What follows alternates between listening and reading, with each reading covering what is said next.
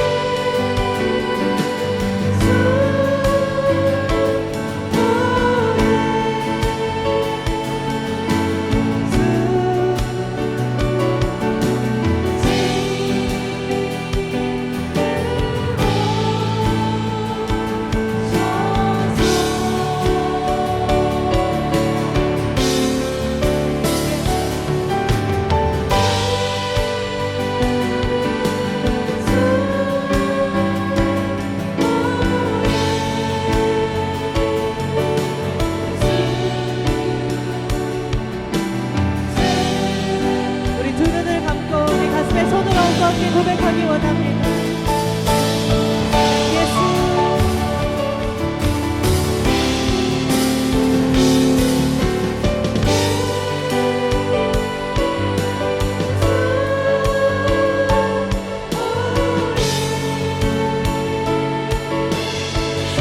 주님 이 시간 우리가 주님께로 문을 활짝 엽니다.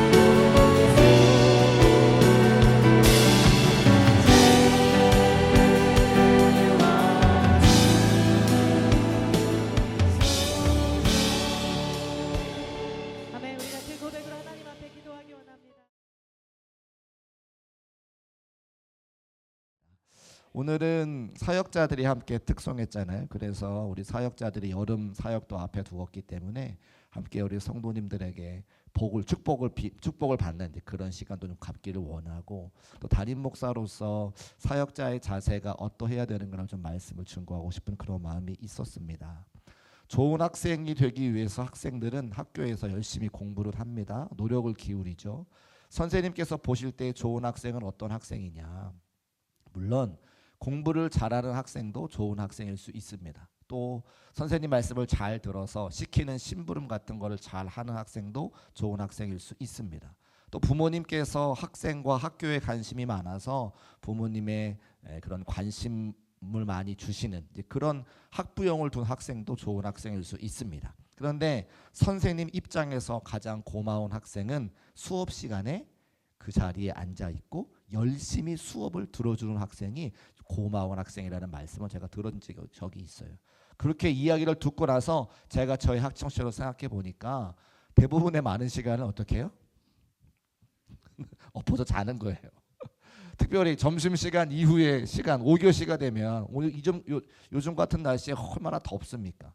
지금은 학교마다 에어컨이 다 있는 걸로 알고 있는데 제가 학교 다닐 때만 하더라도 여러분이 학교 다닐 때만 하더라도 에어컨이 어디 있어요. 선풍기도 없던 그런 시잖아요. 그래서 피곤해가지고 다들 어떻게 해요? 자려고 자는 게 아니라 눈꺼풀이 내려오는 거죠. 그래서 다 이렇게 선생님도 그걸 아시니까 깨우다 지쳐서 깨우지 않고 그냥 자는 아이들 내버려 두고 공부하는 앞줄만 두고 공부를 하는 것을 경험하게 됩니다. 선생님 입장에서는 그렇게 피곤하지만 눈을 뜨고 앞자리에 앉아가지고 공부하는 그 친구들이 그 학생들이 고마운 사람이다 이렇게 말할 수 있을 겁니다. 그러면 선생님이 그렇게 수업 시간에 열심히 수업을 들어주는 그 학생들이 고맙다면 목사는 어떤 성도가 고마울까요? 항상 그 자리를 지켜주시는 여러분이 가장 고마운 것을 믿으시기를 축복합니다. 예배 자리에 계신 분들, 봉사와 섬김의 자리에서 말없이 묵묵하게 섬겨주시는 분들을 늘 고맙게 생각한다 그런 말씀입니다. 하나님께서 보실 때도 그와 다르지 않죠. 세상에 많고 많은 교회가 있고 많고 많은 성도들이 있지만 하나님께서 고맙게 생각하시는 교인들이 누구냐? 특별한 재능이 없어도 내가 있어야 되는 자리, 내가 지켜야 되는 그 자리에 나와서 함께 예배하고 함께 찬송하고 함께 기도하는 그 성도들을 하나님께서도 고맙게 생각한다라고 하는 겁니다. 그러니까 오늘 이 밤에 하루 종일 날씨가 더워서 또 오전에 좀 비가 왔던가요? 습해가지고 막 더울 때가 제일 힘들잖아요. 더울 때 습기가 없으면 괜찮은데 막 더운데 습할 때 제일 힘든 것 같아요. 오늘이 바로 그런 날이었는데 하루 종일 날씨에 시달려 떠나가도 이렇게 함께 나와서 예배할 수 있는 여러분들이, 여러분의 자리를 지키는 여러분들이 하나님 보실 때 고맙고 감사한 성도들이라 말할 수 있다고 하는 겁니다. 오늘 제가 왜 이런 말씀을 드리냐면 다윗이 사무엘하 11장 1절부터 4절까지 말씀에 우리가 알고 있는 밧세바를 범한 사건이 나오잖아요. 이 다윗의 범죄한 일입니다. 그런데 그 다윗의 범죄가 어디서부터 시작을 했는가 봤더니 자기의 자리를 지키지 않았기 때문에 그런 일이 벌어진 것을 알 수가 있죠. 우리가 아는 다윗 왕은 우리뿐만이 아니라 이스라엘 백성들에게도 우리가 마치 세종대왕을 존경하고 좋아하는 것처럼 이스라엘 백성들은 세종대왕 그 이상으로 다윗 왕을 좋아하고 존경합니다. 오죽하면 이스라엘 나라의 별이 다윗의 별이겠어요. 근데 그 다윗의 추악한 인간의 모습이 기록되어져 있는 장면이 오늘 우리가 함께 읽은 사무엘하 11장 1절로 4절까지 말씀이죠. 간음했고 살인했고 이웃집을 탐하지 말라는 십계명 3가지를 어긴 것은 물론이요, 또 전쟁 중에 있었던 군인을 개인적인 용무로 후방으로 불러들이는 군기문란의 죄를 범한 것도 알 수가 있습니다. 그러니까 이런 엄청난 죄를 지은 그 다윗이 어디서부터 그 죄가 시작이 되었느냐? 1절 말씀에 기록되어져 있어요. 우리 1절 말씀을 같이 읽어보겠습니다. 시작. 그 해가 돌아와 왕들이 출전할 때가 되매 다윗이 요압과 그에게 있는 그의 부하들과 온 이스라엘 군대를 보내니 그들이 암몬 자손을 멸하고 라빠를 에워쌌고 다윗은 예루살렘에 그대로 있더라. 아멘. 그 해가 돌아와 왕들이 출전할 때가 되었다. 우리가 이 말을 좀 주목해 봐야 되는데 당시의 전쟁은 2가지입니다. 전면전이 있고 국지전이 있어요. 그러니까 완전히 상대방 적국과 아예 전쟁하겠다고 대놓고 싸우는 그런 전쟁이 있고 서로 이렇게 국경을 맞대고 조금씩 싸우는 그런 국지전이 있는데 국지전은 시와 때를 가지지 않고 막 싸우는 거지만 전면전은요 농사를 짓지 않는 농한기의 전쟁을 하게 돼 있어요. 왜요? 농사를 지을 때는 사람이 먹고 살아야 되니까 전쟁합시다라고 이야기해도 나오지 않는다는 거예요. 그 농사 지을 때는 그 농번기를 피해서 농사를 지어 백성들이 먹고 살 수 있도록 해주고 농한기, 농사를 짓지 않을 때에 상대방과 그런 문제가 있을 때 전쟁을 일으켜가지고 그런 전면전을 벌인다고 하는 겁니다. 그러니까 그 해가 돌아와 왕들이 출전할 때가 되었다고 하는 것은 무엇이냐면 작정했다가 시간을 정해놓고 내가 이때가 되면 전쟁을 해야 되겠구나라고 마음먹었던 전면전이 시작되는 바로 그때라고 하는 거예요. 합리적이죠. 백성들이 자기도 먹고 살 수 있도록 하는 거니까. 그 당시에는 그런 문화가 있었다고 하는 겁니다. 그러면 다윗이 왕이니까 어떻게 해야 돼요? 전쟁을 하겠다고 마음 먹었으면 이 전쟁을 일으키는 목적과 이유와 준비를 다 잘 하고 그 다음에 전쟁을 일으켜야 되는데, 오늘 성경 말씀 보니까 다윗은 예루살렘에 그대로 있더라. 자기 군대 장관이었던 요압만 내보내고 백성들만 내보내고 자기는 뒤에 머물러 서서 자기 궁전에 머물러 있었다고 기록하고 있는 거죠. 이것이 문제가 있다고 성경이 저 여러분에게 이야기해 주는 거예요. 왜냐하면 하나님께서 다윗을 왕으로 세우신 가장 큰 목적이 뭐냐? 그는 이스라엘의 목자로서 부름받아 이스라엘의 왕이 되었다는 겁니다. 목자는 뭘 치는 사람입니까? 양을 치는 사람인 거예요. 목자가 있어야 되는 것은 양들 곁인 거죠. 이스라엘 백성들 곁에 그들을 잘 섬기고 돌보라고 하나님께서 다윗을 왕으로 세워주셨는데, 더군다나 자기의 목숨을 걸고 싸워야 되는 전쟁터에 마땅히 있어야 되는 사람이 누굽니까? 다윗 왕인 거예요. 전쟁에 나가서 그들을 지도하고 그들을 이끌고 그들을 위로하고 그들을 격려하는 것이 다윗의 역할이었는데, 이제 나라가 좀 살만하고 자기가 높은 지위에 올라가니까 자기 군대 장관 요압만 보내고 자기는 자기 궁전에 있는 모습을 보게 되어집니다. 뭐의 자리에 없는 거예요? 자신이 있어야 될 자리에 있지 않았기 때문에 그가 범죄하기 시작했다고 하는 겁니다. 하나님께서 맨 처음에 다윗을 부르실 때에 다윗을 무엇을 보시고 그를 부르셨느냐? 그가 목동이었을 때, 어렸을 적 목동이었을 때 그 어린 양 한 마리를 잘 키우기 위해서 밤에 잠잠 자지 아니하고 사자와 이리와 곰으로부터 그 어린 양을 지키는 모습을 보시고 하나님께서 다윗을 훈련시켜서 이스라엘의 왕으로 세우신 거예요. 왕의 목적은 목동과 같다는 겁니다. 백성들을 잘 섬기는 거. 근데 지금 다윗이 그 자리에 있지 않았기 때문에 그가 무너지고 넘어지고 죄의 자리에 들어가게 되는 거죠. 죄는 단번에 짓는 것이 아니라 그 시작이 있어요. 그 시작이 무엇입니까? 하나님께서 원하시는 사명의 자리에 있지 아니하면, 그 사명의 자리를 지키지 아니하면 죄가 우리에게 들어오는 것을 여러분 믿으시기를 주의 이름으로 축복합니다. 맨 처음부터 죄가 막 홍수와 같이 밀려드는 게 아니에요. 우리 삶의 자리에서 내가 있어야 될 그 자리에 있지 아니하면, 우리가 있어야 되는 자리가 어디입니까? 예배의 자리고 기도의 자리고 찬양의 자리인데, 그 자리에 있지 않는 것부터 죄가 우리 인생에 틈타는 것을 말씀을 통해 알 수가 있습니다. 다윗이 그렇다는 거죠. 다윗이 자기 있어야 될 왕의 자리에 있지 않았기 때문에 밧세바를 범하는 죄까지 나아가게 되었다. 제가 왜 이 말씀을 드리냐? 오늘 우리 목회팀에서 함께 특송을 했는데, 목사가 서 있어야 되는 자리가 어디입니까? 교역자들이 함께 있어야 되는 자리가 어디입니까? 영혼 옆에, 성도 옆에 있어야 되는 것을 꼭 기억하시기를 주의 이름으로 축복합니다. 목회자는 부름받았어요. 무엇을 위해서 부름받았습니까? 하나님의 말씀을 성도들에게, 영혼들에게 전하는 바로 그 자리에 세워진 사람들이 목회자라는 거예요. 여러분들이 저를 어떻게 보시는지는 모르겠습니다만, 여러분 저는 사실 9시면 잡니다. 제가 이렇게 이야기를 했어요. 지방 목사님들께 저는 9시만 되면 자요. 집에 불을 꺼요. 이렇게 이야기를 하거든요. 다 안 믿는 눈치예요. 제가 새벽에도 막 놀러 다니고 막 그럴 것 같은 생김새인가 봐요. 잘 놀게 생겼나 봐요. 안 그러거든요. 그래서 되게 생각과 다르다, 의아하다, 그런 표정으로 저를 바라보셨어요. 근데 저는요, 그 다음날 새벽 기도로 인도해야 되니까 일찍 잡니다. 6시간, 7시간, 8시간 자야 사람이 살잖아요. 그러니까 저는 일찍 자고 일찍 일어나서 일어난 다음에는 안 자요. 그렇죠. 그 생활 패턴이 바뀐 거죠. 저는 그게 당연하다고 생각을 해요. 제가 만약에 말씀을 전하는 자리에 있지 않으면, 새벽에 일어나서 주의 말씀을 전하는 자리에 있지 않으면 저도 밤늦게 1시, 2시까지 아마 놀 겁니다.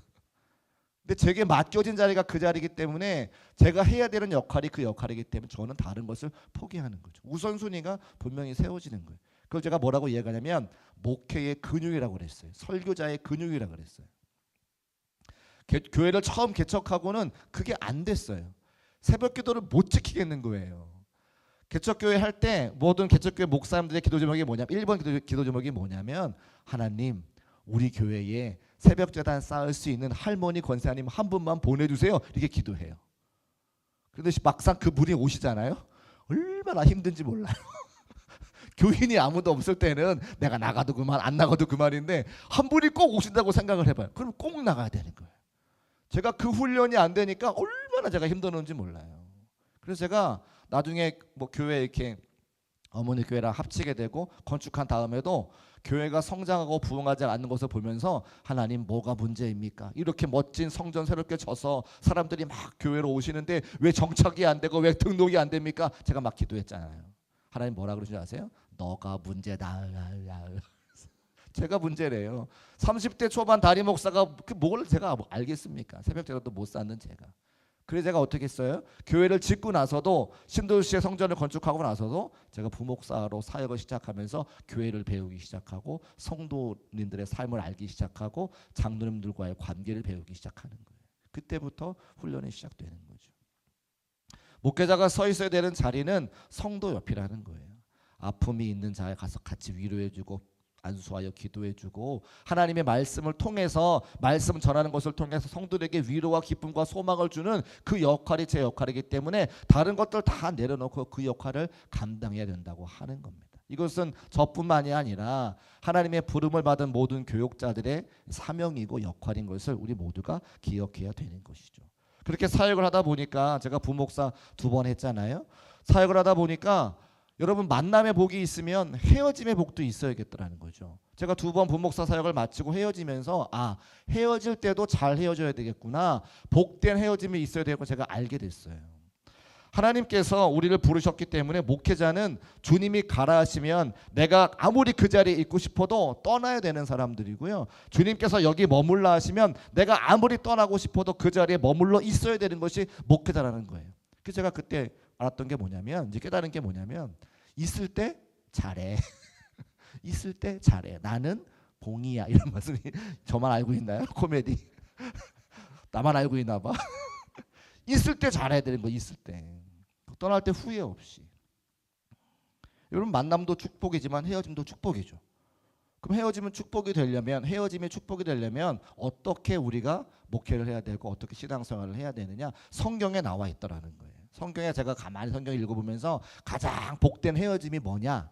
사도 바울이 밀레도에서 에베소 교회 장로들과 헤어지는 그 장면이 가장 복된 장면입니다. 제가 오늘 그 얘기를 좀 하려고 하는데 사도 바울께서 이방인들을 위한 사도였잖아요. 예루살렘에 있는 유대인들을 위한 사도가 아니라 정말 하나님을 전혀 알지 못하는 그래서 할례를 모르고 하나님을 모르고 구약 성경을 몰랐던 이방인들을 위해 복음을 증거하면서 고린도와 갈라디아 지역에 교회를 세우고 그 교회를 세우고 이제 이동을 했는데 그 먼저 하나님을 믿었던 유대주의자들이 고린도 교회와 갈라디아 교회의 잘못된 믿음을 막 전하면서 교회들이 성장하지 못하게 다른 믿음 가지고 사람들의 신앙을 다 어지럽히는 거예요.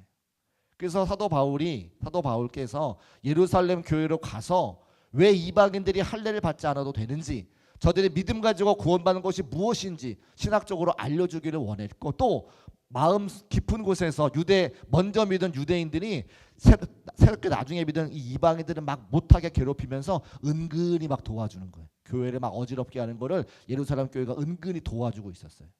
그것을 못하게 하려고 예루살렘 교회로 떠날 때에 그때 사도 바울께서 에베소 교회 장로님들을 불러요. 교회 리더들을 불러요. 왜 부르냐? 너희 에베소 교회는 올바로 세워져야 된다. 왜? 에베소 교회는 그냥 한 교회가 아니라 지금으로 말하면 마치 우리 감리교단의 장자 교회인 어떤 교회처럼 모든 세워진 이방인 교회의 대표적인 교회이기 때문에 너희 교회가 올바로 서야 너희 장로님들이 올바로 서야 나머지 모든 이방인 교회가 올바로 설 수 있으니 제대로 된 믿음에 서라. 그 부탁을 하고 떠나는 거예요.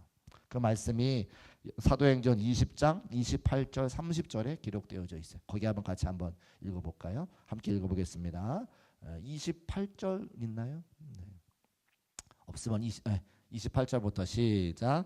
여러분은 자기를 위하여 또 온 양떼를 위하여 삼가라. 성령이 그들 가운데 여러분을 감독자로 삼고 하나님이 자기 피로 사신 교회를 보살피게 하셨느니라.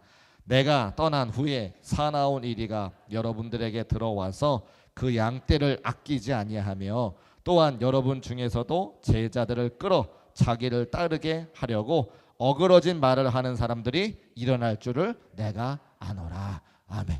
저 28절부터 30절 말씀에 가만히 읽어보면 사도 바울이 얼마나 성도를 사랑하고 얼마나 교회를 사랑하는지가 알 수가 있어요.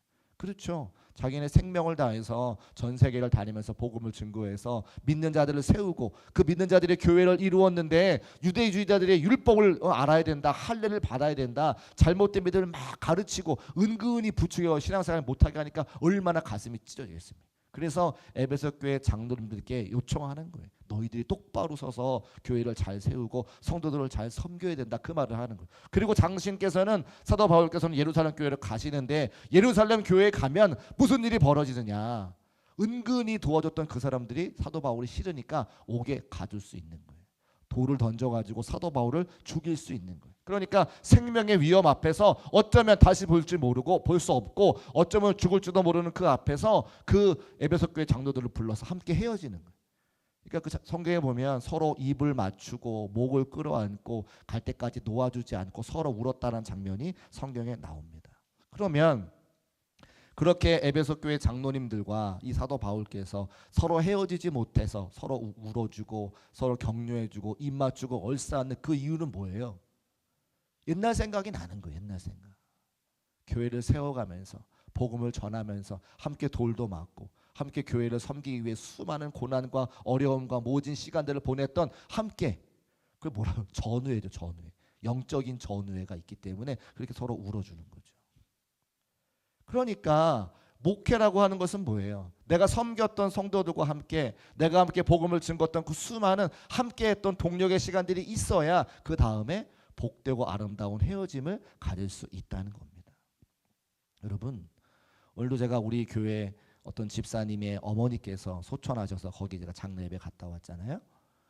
사도 바울이 뭐라고 이야기하냐면 우리는 전제와 같이 부어지는 사람들, 자기는 전제와 같이 부어지는 사람이라는 거예요. 나의 죽음의 때가 언제인지 알 수 없다, 그 얘기하는 거죠. 하나님께서 우리에게 생명 주셔서 이렇게 수많은 사람들이 수많은 교회가 있는데 중국교회 함께 모여가지고 함께 주의 일을 감당할 수 있도록 하신 것은 놀라운 주의 은혜인 것을 믿으시기를 주의 이름으로 축복합니다. 하나님의 은혜가 아니고서는 제가 여러분을 어떻게 만나겠어요? 여러분이 저를 어떻게 만나겠어요? 우린 생김새도 다르고 태어난 것도 다르고 배운 것도 다르고 갖고 있는 것도 다른데 우리가 어떻게 함께 한 교회에 모여가지고 사역을 감당하겠냐, 그 말이에요. 그리고 우리가 살아가는 수많은 날들 동안 세상 사람들은 내가 잘 먹고 잘 살기 위해서 힘쓰고 애쓰지만 나는 내가 잘 먹고 잘 사는 것보다는 하나님의 영광을 위해 쓰임받는 그 일이 좋아가지고 오늘도 이 밤에 함께 나와서 기도하는 이 모습을 바라볼 때에 하나님께서 얼마나 우리에게 큰 은혜를 허락해 주신 겁니까? 제가 그 생각이 덜더라는 거예요. 그래서 우리가 함께 모여서 사역하고 함께 예배할 수 있는 것이 하나님의 특별한 은혜인데 그 은혜의 자리에 앞장서 먼저 주의 말씀 나누고 기도할 수 있는 것이 그게 사역자들이고 목회자들이고 그 영광스러운 자리를 위해서 우리를 불러주셨고 그 자리를 지키는 것이 우리 목회자의 사명인 것을 알 수가 있습니다. 사도 바울이 그렇게 했다는 거예요. 그러면서 처음 개척했던 데살로니가 교회를 섬길 때에 사도 바울이 어떤 마음으로 그 교회를 섬기는지를 말씀해 주시죠. 데살로니가전서 2장 7절 말씀 우리 같이 한번 올려두시고 함께 읽어보겠습니다. 시작. 우리는 그리스도의 사도로서 마땅히 권위를 주장할 수 있으나 도리어 너희 가운데서 유순한 자가 되어 유모가 자기 자녀를 기름과 같이 하였으니. 아멘. 자, 우리 사역자들만 같이 한번 따라하세요. 유모가 자기 자녀를 기름과 같이 하였으니. 이 제가 갖고 있는 목회관이에요.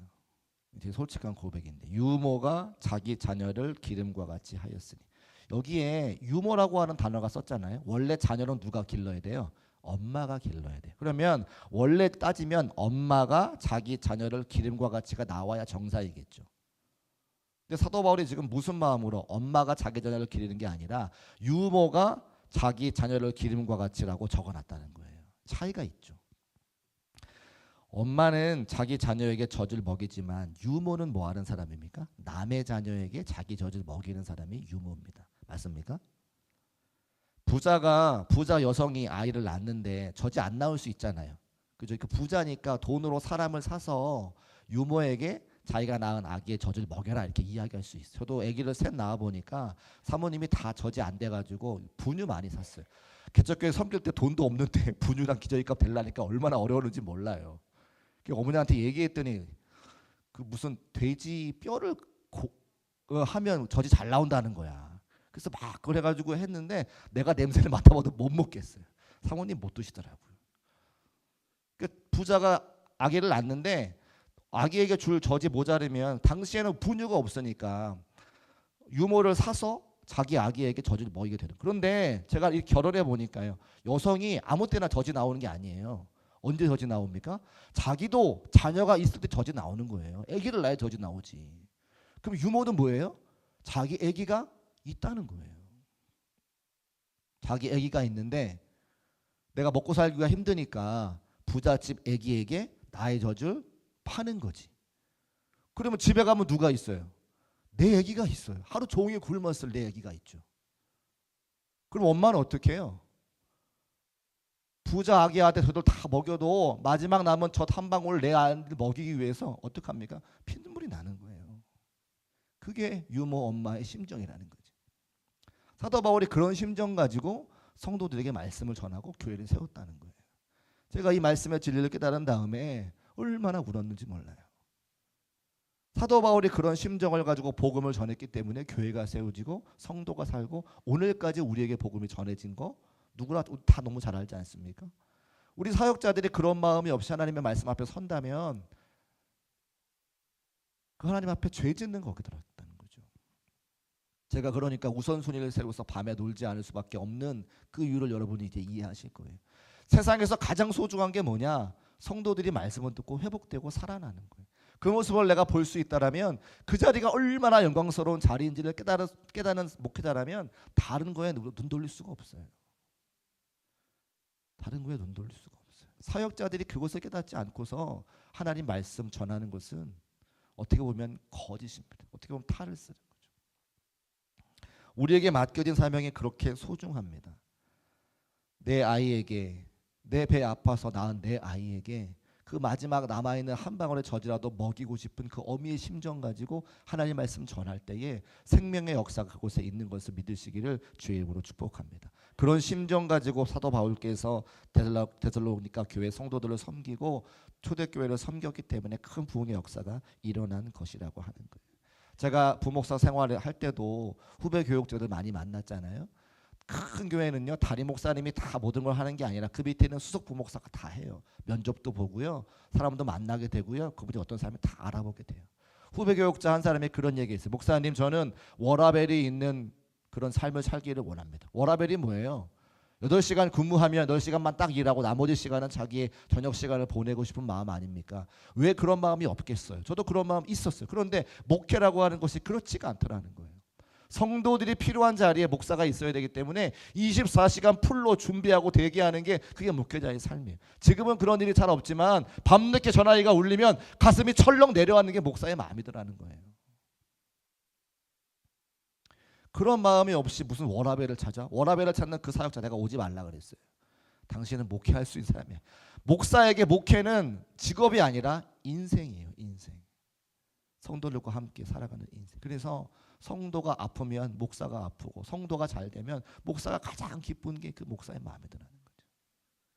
오늘 우리 사역자들과 함께 특송을 했습니다. 앞으로 여기 있는 것처럼 또 7월과 8월 한 달, 두 달 내내 사역자들은 기도하면서 어린 영혼들을 위해서 힘쓰고 애를 쓸 겁니다.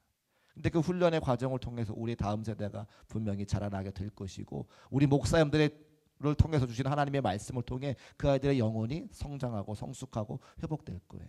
그러면 여러분들은 우리 목사님들에서 누가 기도해 주셔야 됩니까? 성도님들이 기도해 주셔야죠. 저희 집에 아이들이 세 명이 있는데 제가 아이들 데리고 말씀 못 가르쳐요. 저는 아빠니까요. 아빠는 그저 먹을 것 해주고 선물 사주고 좋은 데 데려가주고. 말씀 누가 가르쳐야 돼요? 목사님들이 가르쳐야 돼요. 그 제가 목사님들한테 잘해야 되는데 잘하고 있는지 잘 모르겠습니다. 여러분도 마찬가지죠. 여러분 집에서 말씀 가르치기 원하지만 자녀들에게 말씀 가르치는 거 어려워요. 쉽지 않습니다. 목사도 어려운데요. 그럼 어떻게 해야 됩니까? 우리 목사님들한테 잘하셔야 돼요. 이분들이 여러분들의 자녀들을 책임지고 있기 때문에 그렇습니다. 그래서 오늘 이 시간 함께 기도할 때에 첫 번째로 우리 여름 사역 기억하고 같이 기도해 주시고 사랑하는 우리 부교육자들이 하나님 말씀 이 유머의 심정을 가지고 하나님의 말씀 잘 전해서 우리 다음 세대가 말씀으로 새로워지고 힘을 얻고 성장하고 성숙할 수 있도록 기도해 주시기를 주님의 이름으로 축복합니다. 그리고 돌아오는 다음 주 서포터즈 예배라고 하셨죠? 네, 7월 첫 번째 주에 또 우리가 함께 모여서 교회학교 사회구에서 기도할 때가 있을 텐데 여러분들만 오지 마시고 한 분씩 더 데리고 오셔서 이성전 꽉 채우고 이럴 때 아멘 하시면 좋아요. 이성전 꽉 채우고 우리 함께 다음 세대에서 기도할 수 있는 시간 되시기를 주의 이름으로 축복합니다.